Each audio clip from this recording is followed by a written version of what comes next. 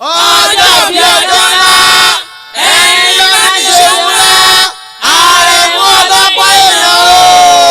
o ẹkú ọdún o. ọlọ́jọ́ bí òní ńlá síwájú fẹ́gbẹ́ PDP ní ìpínlẹ̀ Ọ̀yọ́ ọ̀nàrẹ́bù Ibrahim Ajíbóyè ọmọ ìyá ẹlẹ́jà ọ̀rẹ́ mẹ̀kúnnù lọ́pọ̀kọ̀ tó la yá àdìsá pé wọ́n bò ń kọ́ lọ́jọ́ bí alárẹ̀mú o ẹkú ọdún o. ọlọ́jọ́ bí òní ẹkú ọdún wá fẹsẹ̀ rajó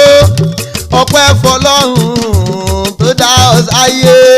ọlọ́jọ́ bí òní ẹkú ọdún wá fẹsẹ̀ rajó ọpẹ́ fọlọ́run ọba tó dá ẹ sáyé.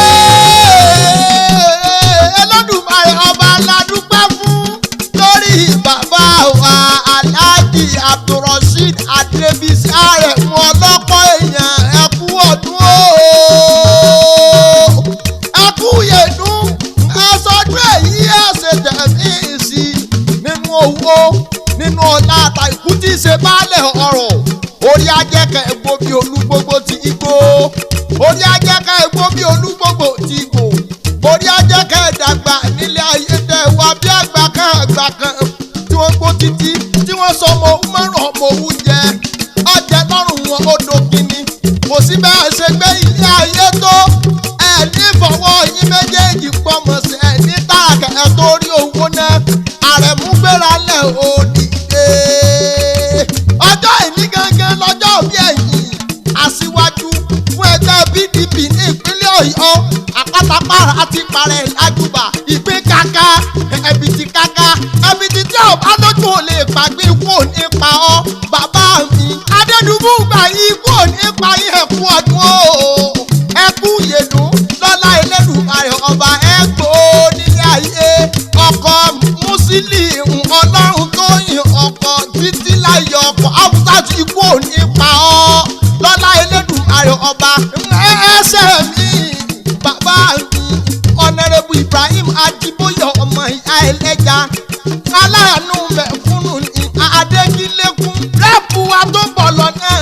nìbàdàn North East Ìbàdàn South East Federal Constituency ní Àbújá ọ̀rẹ́ mẹ̀kúnnù kí ikú ọdún wọn lẹ́ sọdún èyí wọn lẹ́ ṣe tẹ̀lé èsì wọn níbi ara pápá ńlá bẹ́tù nínú oko ibi gìjàgìjà ńlá bá ẹkùn ìtagbangba là bá ìwé ajílẹ̀ gẹ́gẹ́ Àrẹ̀mú òjòjò ní sowó kọ́mọlẹ̀ nẹ́jà kókókó lára ẹ̀ ní ọmọ lè lọ́lá Elédùmarè ọba kò ní lé ní ilé ìsakọ tí ara kú arapa lé ẹ̀ ní pọ́tágànà kẹ́ ẹ tó lè wọ yàrá ìlọ́ba Adéyẹmí ẹ̀kú ọdún. ọlọ́jọ́ bí òní ẹkú ọdún wá fẹsẹ̀ rajó ọpẹ́ fọlọ́run ọba tó dá ẹ sáyé.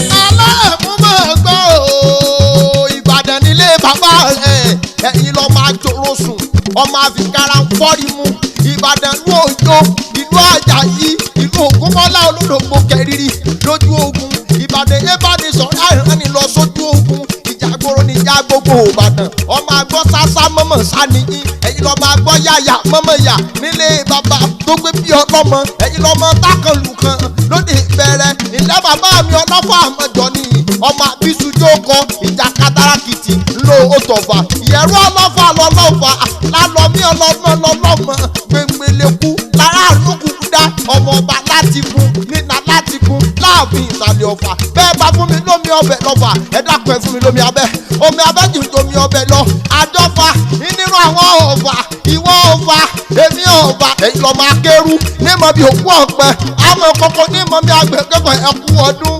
Ìjẹ̀ṣà nílé mọ̀mọ́ rẹ̀ Ìjẹ̀ṣà orí dí ìsáná ilé lọ́mọ ẹ̀rú ọwá tí múná roko òféèfé aṣọ wọn lóde gbájọ ọlọ́gẹ̀dẹ̀ TME nínú aṣọ ẹ̀yìn Ìjẹ̀ṣà èyíkéyìí tẹ́ bá ti rí lọ́jà náírà fún mi wálé kí n lóúnjọ yeye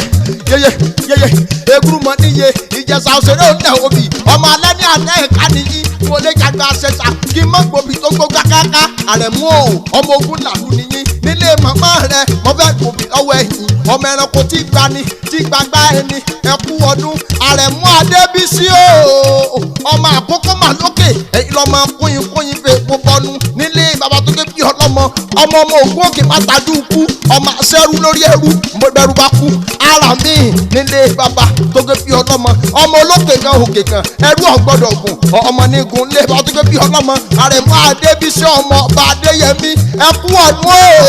ẹkú ìyẹnu ọmọ kékeré ìpínlẹ̀ ọ̀yọ́ kì í kú ọdún àwọn àgbà wọn lè sọdún èyí pé ká ṣe tẹ̀mí ìsì lọ́lá Elédùmarè ọba ẹni ta ọ̀nà bàbá mi ọ̀rẹ́ mẹ̀kúnnù kì í kú ọdún ọ̀nàrẹ́bù Ibrahim Ajíbóyè ọmọ ìyá ẹlẹ́gà rẹ́ẹ̀pù tuntun tó ń bọ̀ lọ́nà nìbàdàn north east Ìbàdàn south east federal constituency ní Àbújá kì í kú ọdún ọlọ́sọdún èyí o fẹ́ẹ́ ṣe tẹ̀mí ìsì. ọlọ́jọ́ bí òní ẹkú ọdún wá fẹsẹ̀ rájò ọpẹ́ fọlọ́run ọba tó dá ẹ sáyé.